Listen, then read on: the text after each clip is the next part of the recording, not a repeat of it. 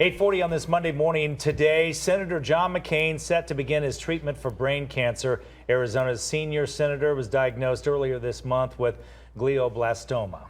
It is an aggressive form of cancer. Senator McCain says he is going to fight this. And now, of course, we don't know the exact course of treatment for Senator McCain, but we did want to get some insight into what would be in store for someone with a diagnosis such as this. So Dr. Rakesh Bagai is joining us this morning. He is an oncologist with Ironwood.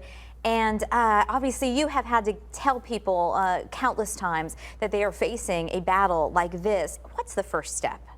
Yeah, so that's a great point, Olivia. Oftentimes this is the toughest, scariest moment in someone's life when they're being told they're diagnosed with a cancer.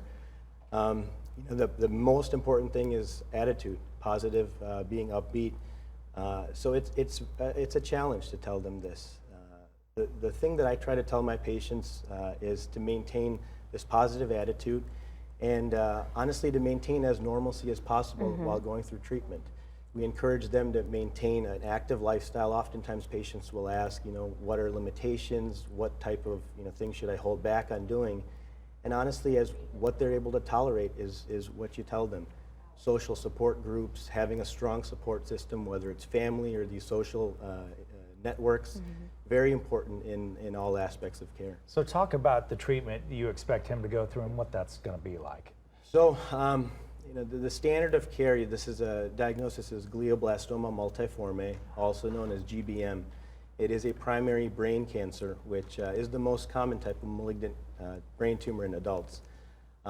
This is a treatment that really is approached in a multidisciplinary fashion with close treatment plans made with the neurosurgeon, the radiation oncologist, and the medical oncologist. The first step, which Senator McCain had, was a full surgical resection, which oftentimes, as you can imagine, could be quite complicated depending on what part of the brain the tumor is located. He's done well after surgery, and the next step going forward would be about a 4-week break to let everything heal up and move forward with chemotherapy and radiation. And so you anticipate that he will go through both of those?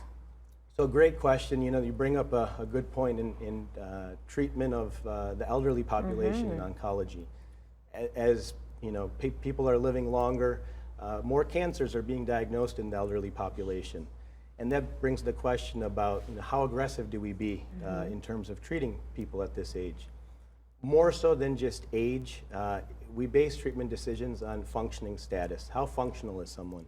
And despite age, Senator McCain, he's a fighter. He's functioning at a high level right now.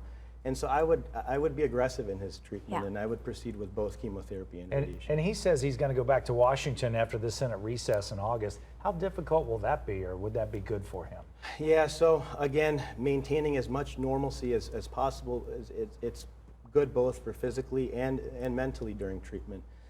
In terms of traveling, the radiation is on a daily schedule, so travel would be a little bit tough. But again, as much as is able should be done.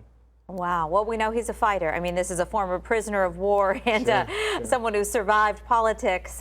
So I imagine as a patient, he'd be ideal, age aside, knowing that he's going to be putting all into this fight for his life.